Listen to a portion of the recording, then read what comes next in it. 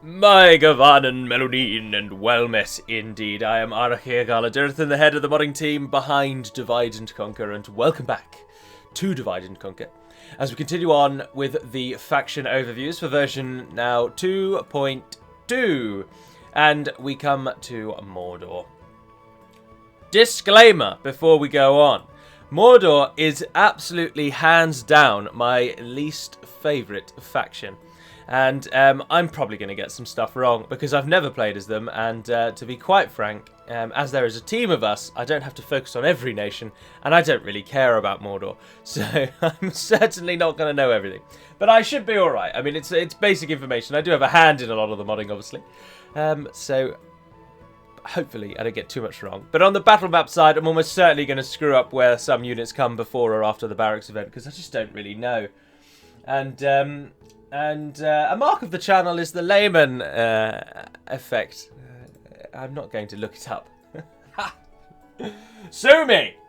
Right, so size of domain and initial army. Well, as you can tell, Mordor, along with Gondor, are one of the larger starting factions. You've got all of these regions. Now, the two regions in the east, though, you can't really tell because the colouring's quite dark. Well, I mean, you can just about, but you'll note that the two regions in the east are two very large regions. So even though the size of your area geographically is vast, in terms of actual regions, it could be slightly larger. So Tharband and Saragost both can cover vast areas, despite... So that limits the number of regions you actually have. But Moran and Durthang, Azamath, Orc Estelad, Cirithongol and Minas Morgul all crammed together on that western edge. Orc Estelad, sorry. So the starting domain is large, and a side effect of the amount of custom settlements you get is that you have a lot of provinces that are large, or as large as they can be. Citadels, as you can see in Durthang and Moran, Cirithongol is a citadel, Minas Morgul is a citadel, and Barad-dûr is a citadel. So you've got 5 very large castles already working for you. Now, of course, castles are the military-focused settlements, meaning that these towns give you a big military boost, which does aid the early game of Mordor, or just Mordor in general. Your actual army is not that big. You'll note that the garrison of Minas Morgul is quite large, but outside of that, a lot of the towns just have very minor garrisons. So you could probably only really just about field a banner army, if you include the generals, with all the armies that you've got. And you've only got trash. There isn't really a single interesting unit, apart from you do get 2 units of Uruk Halberds in Minas Morgul, which are your elites. But as you'll note from stats and whatnot as we go into the battle map side, Mordor aren't a nation who are going to win with skill. You are going to win with numbers. So, leader, capital, unique bodyguards, and your diplomat. Well, your faction leader is Sauron the Dark Lord. He was also your greatest general, but you can't actually use him unless you get the ring. So he will forever be not present unless you actually reclaim the ring. So in the meantime, your real kind of de facto leader is, of course, the Witch King of Angmar, and there he is in all his glory. Now, in terms of capital, of course, Barad-dûr is your capital, and it is also where you get your diplomats from. And there they are, coming out of the large tower there. But then you've got a number of custom bodyguards, as I'm sure you're aware, in the Nazgul, the Ulairi. Corahil, the Blind Sorcerer. You've got one in Barad-dûr as well, Uvatha. And I believe there's another one somewhere. I may be lying to you. Yes, there he is. Dwar of War, the Forgotten Nazgul. So those are your custom bodyguards, along with Gothmog the Scarred as well, actually. And they each have the following. So the Witch King is the only one who has remained mounted in 2.2. He has Temple Knights in order to really fulfill how strong and powerful he should be. Most of the other Nazgul all have either the Temple Wards, which are the dismounted melee Dark Numenorians, or they have, if we hopefully with Ren the Unclean, no, he's Temple Wards as well. Corahil, the Blind Sorcerer, yes, or they have Temple Marksmen, which are the Dark Numenorian elite archers. Those 2 units come from Durthang. They come out of the Black Temple, but you've got to build it first. Temple Wards and Temple Marksmen. They are arguably the best units that Mordor can train, so the Nazgul have them. We dismounted them, we demounted them, dismounted them. He's got Temple Marksman too. And Dwar, I believe, is also melee. Yes, 128. You will note that there are 9 Nazgul, and you have only got, what's that, 5 of them. 6 of them. And that is, of course, because the other 3 are all with Khamul, or the other 2 are with Khamul, making up the other 3 at Dol Guldur. So you will only get the other 3 Nazgul if Dol Guldur is defeated. But rest assured, if they are defeated, the other 3 will respawn with you, and you can have all 9 Nazgul. So if you're really intent on having all 9 ride out under the banner of Sauron, then just destroy Dol Guldur and you'll get them. Side effect of a lot of the scripts is, whilst they're intended to be that you get them when your ally is unfortunately defeated, it is often the case that you also get them when you mercilessly destroy your own allies. And that's the case here. So, Rebel expansion, not too much in the way of Rebel expansion. You can push for Gelebrin, but it's not that useful in the Dead Marshes. You can try and come out and head south, go to Ostithil, Horthanur, and then maybe even down to Tirith Ride if you really want to get involved with Dol Amroth. But really, of course, you're going to be focusing on Gondor almost straight away if you're playing normally. And that leads on to your neighbours and your diplomacy. You're allied to almost everyone that's evil and is near to you. So you've got Rune, Mirkwood, Misty Mountains, Angmar, Hrad, Ar-Adonayim, and the Variags of Khand. And, of course, the Dark Lord of Mordor himself, which is the invasion faction, basically. And you're at war with Gondor and Dol Amroth. So there's the only evil nation you actually are not allied to is Isengard, because, of course, he hasn't played his hand yet.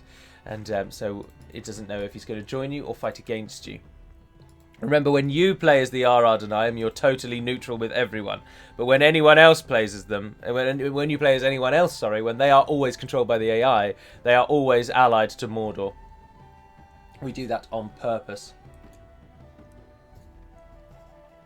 So,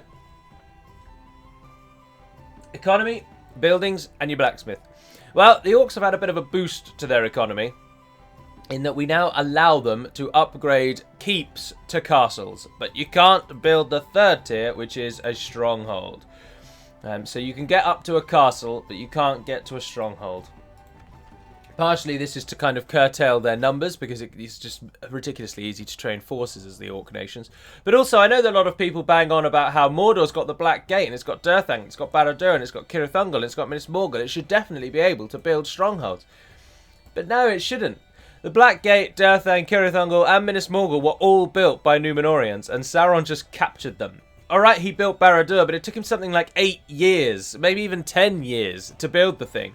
And strongholds, Orcs, just by their very nature, are not going to be building grand stone stronghold structures. It's just not what they do. They throw bodies at problems, they don't throw walls at problems, unlike the Númenóreans. So, you're never going to be able to build strongholds, and it is something I think that adds to the gameplay and is very lore accurate in how it's done. We allow castles because they're basically just wooden ramshackle upgrades. They're more upgrading because the population has grown rather than they need a stronger settlement.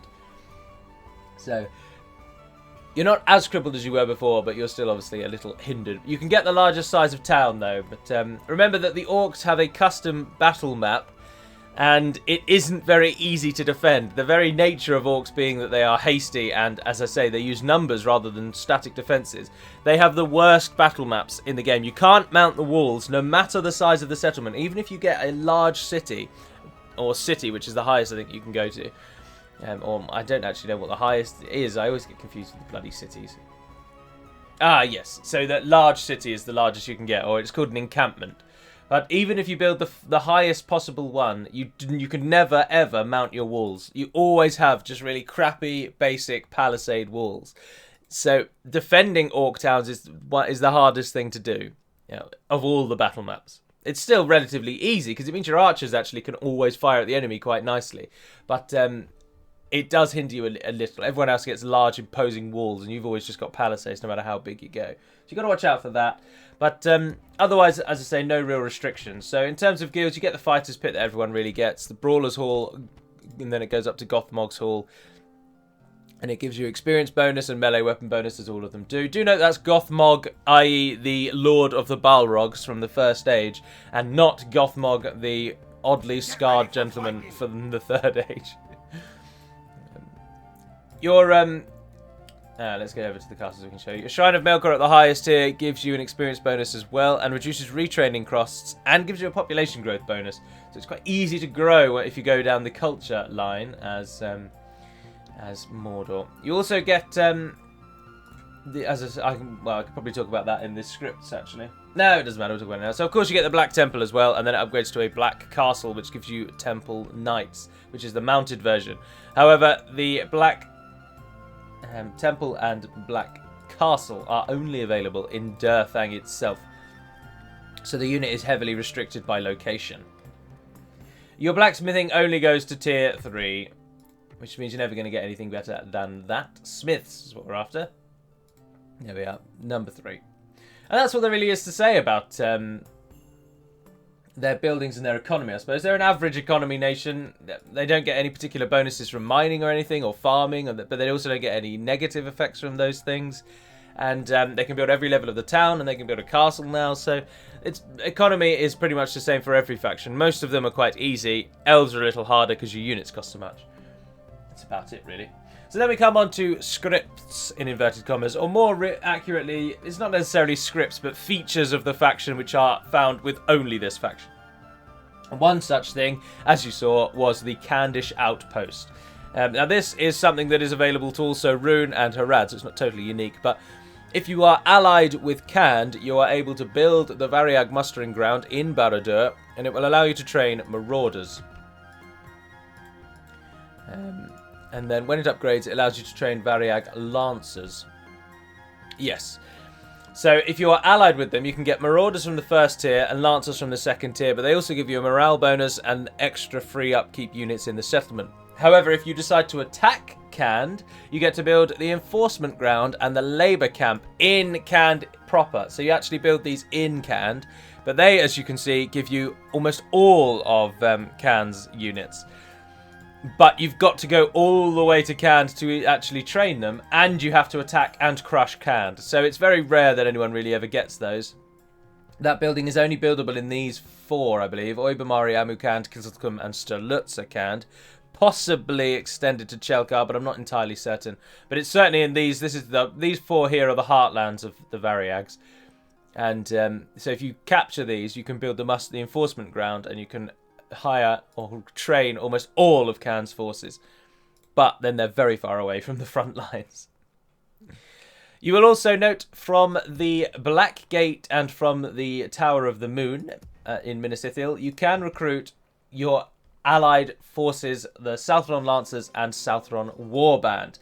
Now, unfortunately, I can't show you until after the Barracks event, but after the Barracks event, you can then also get Runic Units.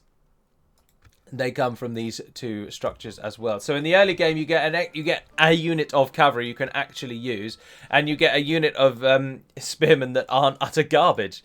So they give you a nice little boost in the early game, but they're the only cavalry you're going to get for a long time unless you build the Candish camp. But again, you're only going to get marauders, which aren't really that good, to be honest, and they're only going to come from Barad-dûr. Otherwise, you've got to go all the way over to Cand and attack it yourself.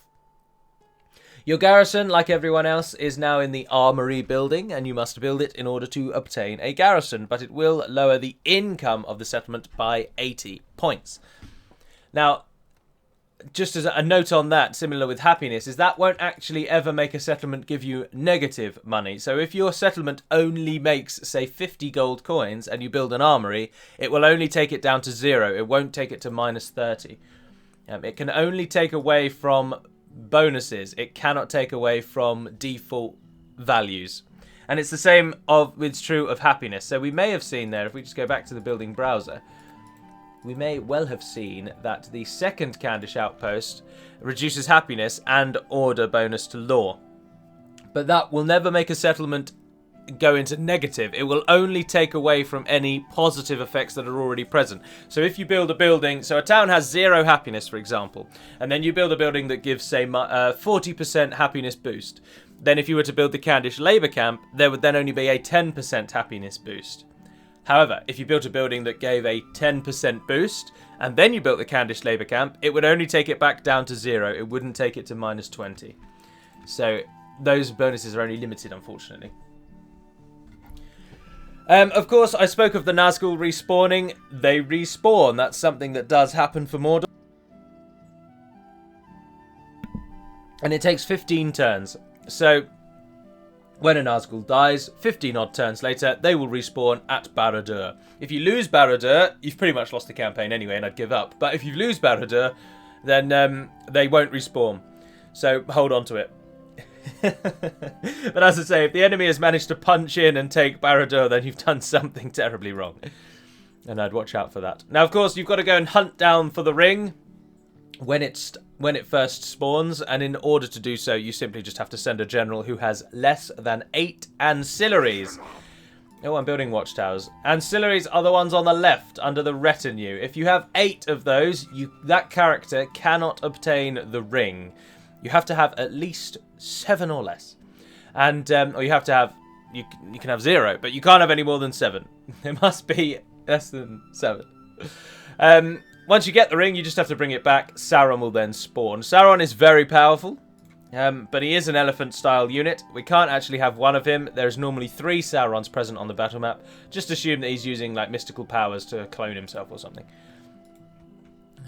But those are, I'm fairly certain, pretty much all of the scripts. The units that you can get out of the Black Gate, I believe you can only train them when you are allied with those nations. So if you break the alliance with Rune and you break the alliance with Harad, you won't be able to get those units from Minas Morgul or from the Morannon, and you'll revert back to your crappy orc units.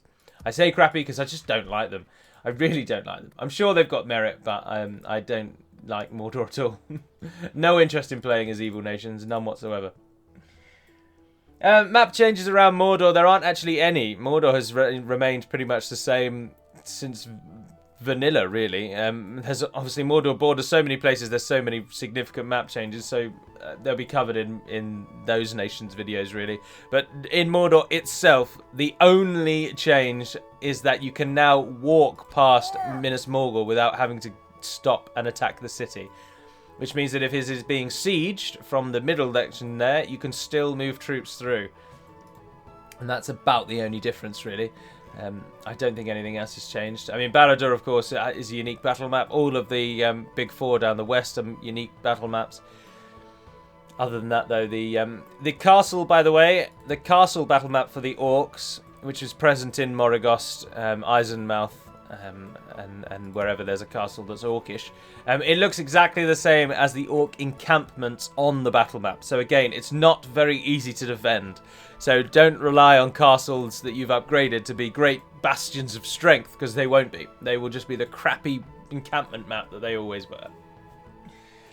Tips and difficulty. I have it on good authority that Mordor is bloody easy, unfortunately. If you put all the Nazgul into one army, that's basically auto-win, and I'd heavily recommend you don't do that if you want to actually have fun with it. But then you might find that fun. Everyone is different. But the Nazgul, even though they are no longer mounted, are still horrifically OP in the early game, and they're going to smash anything. They're a respawning unit that has almost 30 defense and a 17 attack. I mean, come on.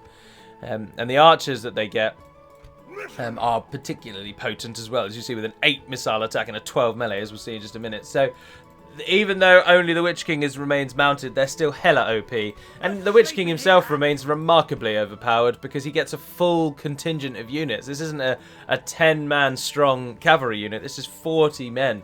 So it's still very easy if you group all of them together. If you keep with just the Orc Bodyguards, you might have a bit of harder time, but Mordor train troops so quickly and so easily and so cheaply that spam is very much a real and a present thing. It's how most Mordor players win. So that's pretty much all I'm going to say about that. So we shall head over to the battle map and see what all their units look like. Welcome then to the battle map side. So a quick overview of Mordor will show you that they've got quite a lot of elite units actually, but most of them are very AOR dependent, as we'll see in a moment. But they don't have any early, middle tier cavalry. You've only got late game. Other than obviously the units that they call in from other places, but they have no dedicated cavalry of their own until the very late game, and again it is restricted. You will note though that they've actually have got some archer options, but at no point does their archery ever really excel. So we'll start with their trash. The first units you are likely to see roaming around as Mordor are the Orc Raiders and the Orc Band. The Orc Band are the Spearmen, and they have terrible stats. 4 defense, 1 attack, 1 charge. They are garbage. They get a bonus against mounts, of course, because they're Spearmen, but they're not very good. And do note that almost all Orcs have poor morale response. It gets better as they become elite, obviously, but the general Orcish units will break very easily unless they are guided by a strong hand. The Orc Band, though, are supported by the Orc Raiders, who are slightly more aggressive with a 4 defense, 2 attack, and a 2 charge. They also lose the Spear. Now, their morale response is actually impetuous, so they deal better than others with shocks, and they are potentially likely to attack on their own without any orders to. At this tier, you also have Orc Scouts, your first archer unit, which is, again, trash. 3 total defense, 2 melee, and 2 missile with a 2 charge. So, they are slightly worse in the defense than Orc Raiders, but actually, once they finish with their bows, they're just as good.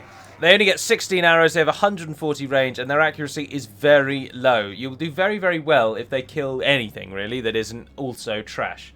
If you were to shoot these, for example, these people are so poor, and their accuracy so low, that they could fire all of their shots, which is whatever 16 times 228 is. I'm not even going to bother that, but I can tell you that it's at least around about 2,600-700-ish. And they could fire all of those arrows against a unit of, for example, Eldarinwe archers, and they probably wouldn't kill a single one. So they are useful at giving the enemy a kind of stalling the enemy with stun, but not actually killing anything. Then we come up to the second tier that you get before the barracks event. But these units, are the ones you can actually start thinking, oh, well, these days I'm going to die straight away. And they are Morannon Guard, Orc Host, and Orc Maulers. So the Morannon Guard getting about twice as much defense over your trash, twice as much attack, and twice as much charge. They are just twice as good as the Orc Band, the spear unit at the beginning. You will note as well, obviously, Orcs have large numbers all the way through, so even your elites have reasonable numbers, much larger than human units of the same tier, and much of your early game units are at the maximum they can be, which is 250.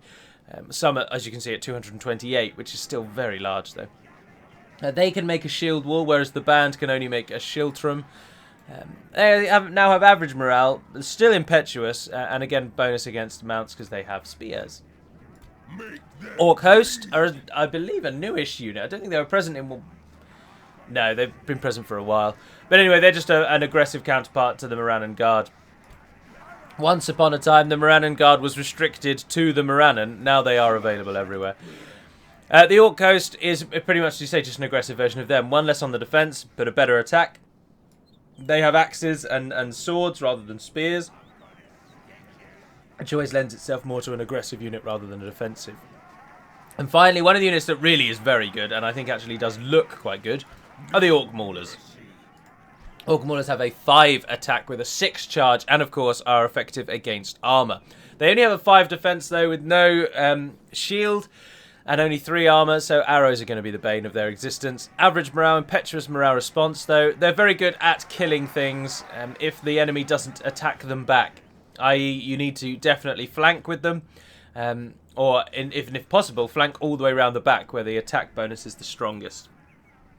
You also get another archer at this mainline tier, the Orc Archer, simple naming.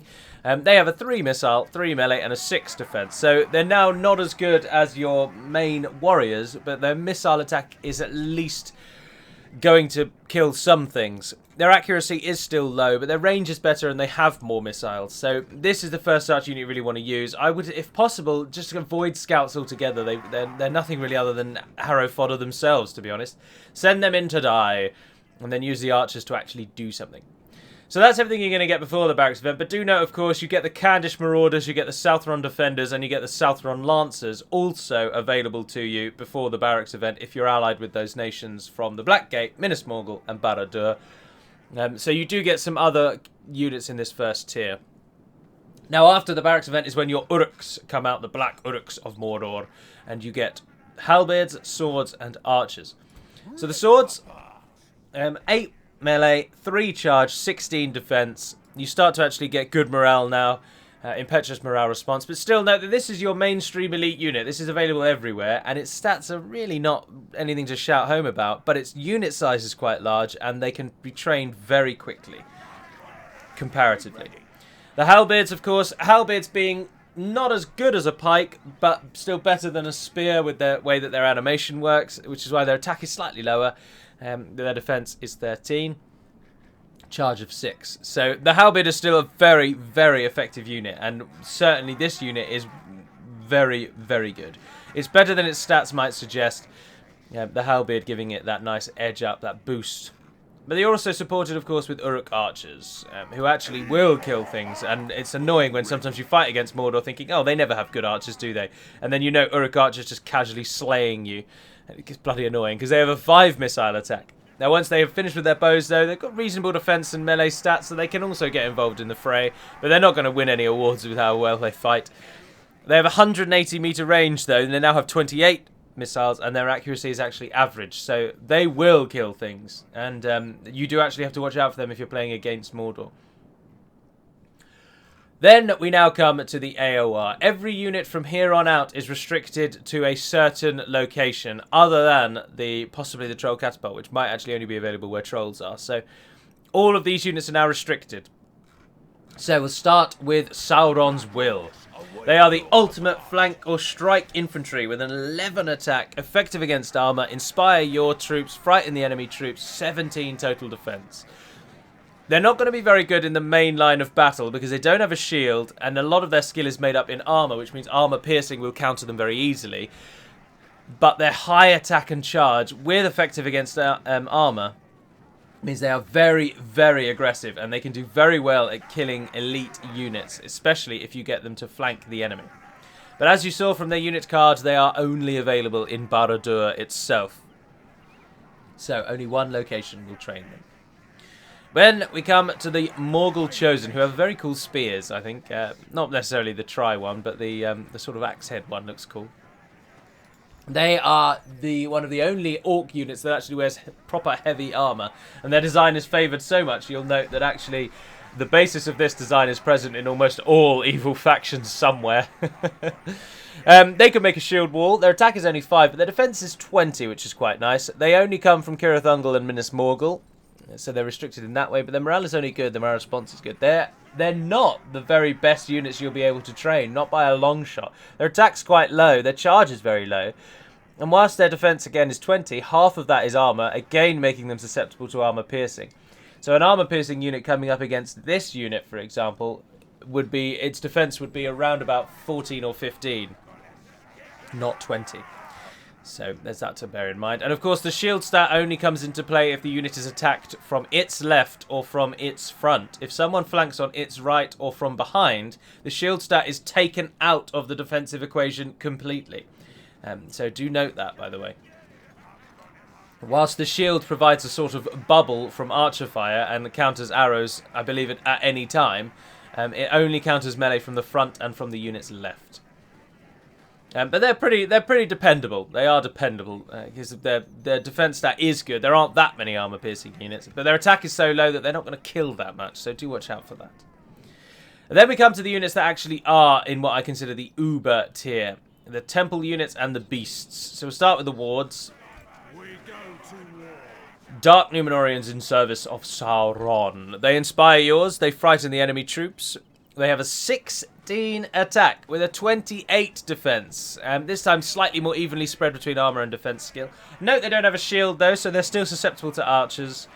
They have excellent morale, and they're impetuous on their morale response, meaning that they will actually fight quite well for a long time, and they take morale shocks well. They are only available in Durthang from the castle there, the Black Temple and then Black Castle. Supporting them, though, are their archers, as you saw, and these guys are very good.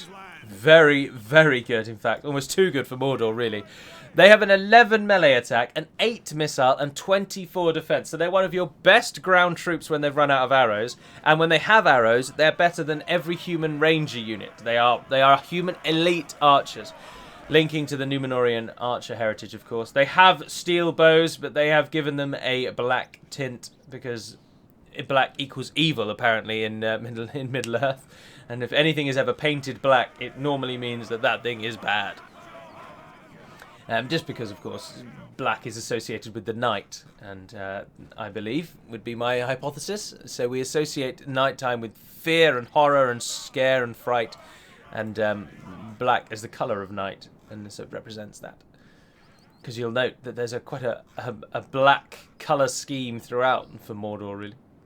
You also get Temple Knights. Now, they have an interesting voice, because even though they are recruitable, they start off as the Witch King's bodyguard. And so at some point or another, they were given his voice to reflect the fact that he has them as his bodyguard. But when you train them normally, they'll talk to you like the Witch King. So it's one of those cases where the unit is so rare, and the Witch King is 99% of the amount that you'll use this unit, or probably about 70%. So they have his voice. That's the only way to give unique characters voices, if you are wondering. They're very good.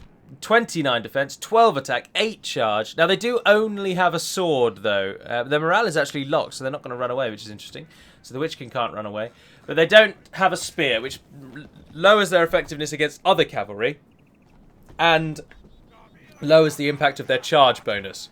But the sword is still very good. And of course, it's the horse itself that makes the biggest impact on the charge bonus. And I believe they have a special type of horse, the Nazgul horse. In the files, it's called something like Ulyri horse or something like that. So their horse is actually quite good. It has a high mass with a fast running speed. So they're reasonably good. And then, of course, you get the Great Beasts. Great Beasts of Gorgoroth. Now, this unit is only available from some of your core regions within Mordor. They're not available anywhere outside of Mordor. And I think they may only be available in the 3 most easterly regions. But it could be all of the ones that are on the plains, which would include Barad-dûr, Urkestalad, Thorband, Saragost, and Morrigost. But I can't recall. But anyway, it's either all 5 of those or it's some of those. They're really very, very good. The gentleman on top will throw javelins at the enemy, apart from the rider. So you've got 6 javelin throws from each beast first. Their missile is only 9, though. But that's relatively good for a javelin unit. Their total defense is only 28, so they're not as good as trolls. But their melee attack is 40. And they inspire your forces. They get a bonus against other mounts, so they counter other cavalry, as you might expect with a unit like this. The morale is very good, and the morale response is very good. But do note that this unit is actually the closest thing we have literally to an elephant. They are about the size of elephants in Medieval 2. And so they have a very large hitbox. Now, they don't have as large a hitbox, of course, as the Mumak, but their hitbox is bigger than a horse. So they can be quite easily killed with enemy javelin fire because every single javelin hits its target. So they take a lot of damage from javelins, but they are actually a very, very good unit. And used by a human, they are lethal, utterly destructive. And they look pretty cool as well. One of Zarathos's crowning achievements before he left. And finally, of course, you get trolls. Trolls are trolls. They are infantry, remember, so they can man siege equipment. They can climb walls. Which they're also not affected by stakes. Speaking of which, sorry, the Temple Marksmen are the only unit that can place stakes for Mordor. But trolls, the mountain trolls, 40 attack, 33 defense, 12 charge. They get a bonus against cavalry. Their morale is locked. And the Olokai are just better in each regard. So 5 more attack, 2 more charge, and 5 more defense. Otherwise, the stats are identical, though. So skilled against mounts, as you can see, their abilities remain the same. Again, excellent morale, and in locked, impetuous on the boost. Slightly better morale than the mountain trolls, who only have very good morale. But the mountain trolls are also the people that operate the troll catapult. So once the catapult has finished firing, then the mountain trolls step off, and they have the same stats as the troll independent unit. Which is why the troll catapult is so useful, because it's a catapult, first of all, which is good, and if the enemy tries to shut it down, then the trolls will normally beat them. So that gives them a nice boost. And then finally, the generic Mordor bodyguard unit, the Uruk bodyguard. 8 attack, 3 charge, 18 defense. By no means are they the best bodyguard unit, but they are effective against armor, which helps boost their relatively mediocre stats. And to be honest, their size as well. For a nation that's all about numbers, their bodyguard is actually quite small in size, because not many orcs ever really live long enough to be as good as these people need to be, is the reason I'm giving you. Really, of course, it's balancing. We can't have hella OP bodyguards, because then people just use them, and the game has no challenge whatsoever. I appreciate that it is a choice, and if people wish to play the game as absolutely ridiculously easy as possible, then feel free to do that. But if you do want to do that, then just simply cheat. we're not going to build the game and make it so that people who love to cheese the game can have a really easy time with it. We're not going to say, oh, to hell with it, people will cheese the game anyway, let's just make that have no challenge. So we do like to try and at least curtail the amount of cheese that's possible within the game. And if you do really wish to just cheese it, then just cheat units in and be done with it, and stop moaning that we're balancing the game for people who like to cheese. You've got to have at least some challenge or you're never going to come back. Anywho, little rant over. So, who are we up against? I hear you cry.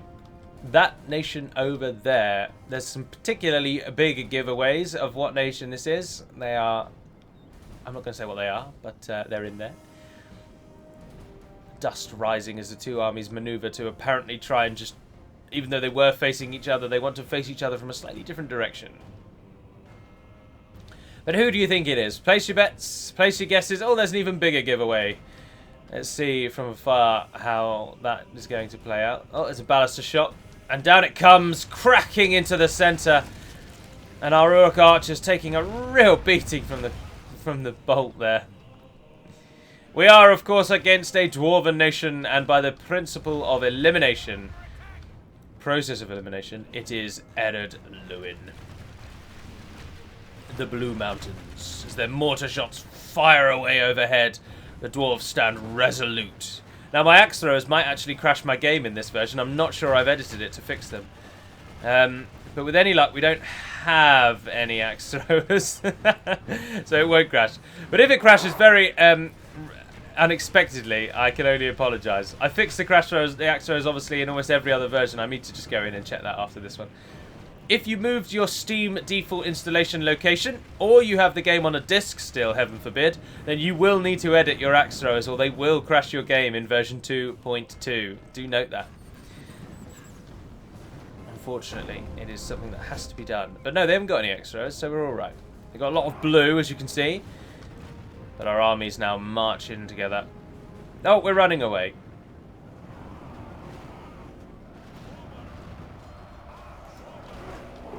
Oh, Sons of the Fallen have caught our temple marksmen as they charge. And the great beasts are coming back. Heads lolloping. Sons trying to close them down, chaperone them in the direction they need them to go. And in they go, charging those sons. Oh, the tiny dwarves. No match for the giant beasts. Although a lot of the dwarves do just actually get up again. So maybe they are a match for the beasts. Although they've killed quite a few there. Solid attack. Oh, and down he goes. Nogrod Orc Hunters. Oh, those are axe throwers, actually, but they've thrown their axes already, or they didn't even bother. Our trolls are being engaged by bloody Tamunzahar nobles. Bronze Guard making their slow march of death over towards us. Ered Luin look really good. I think their army looks very nice, especially when upgraded. And there's their blue version of the Dwarven Labourers, which is cool as well. But there we are. That is Mordor. So Ered Luin will follow next, of course. And that was Mordor. Hopefully I didn't miss anything out. I'm pretty sure I got all the units right in the end, actually. There aren't as many as I thought. A lot of people enjoy playing as Mordor. And if that's your bag, then good on you, friend. But I bloody hate them. I think they're boring as hell. And as I'm not paid to do this, I'm under no obligation to make their gameplay more fun. So, yeah. Ah, there we are. So that shall conclude the video. I do hope it has given you some information and insight, especially if you're playing against Mordor or if you are playing as Mordor, i.e. how do you kill great beasts? You throw javelins at the buggers. Of course, ballistas are also very effective, ballistae. But that shall be all for now, so thank you very much for watching, if indeed you have, and do stay tuned, for this week shall be a normal one, with a few Ardenheim and a Lothlorien episode. Maybe one of the Ardenheim might be replaced by something else. But I'm not going to say anything. So until we speak again, Navar Naden Pedimad Melonin, and farewell.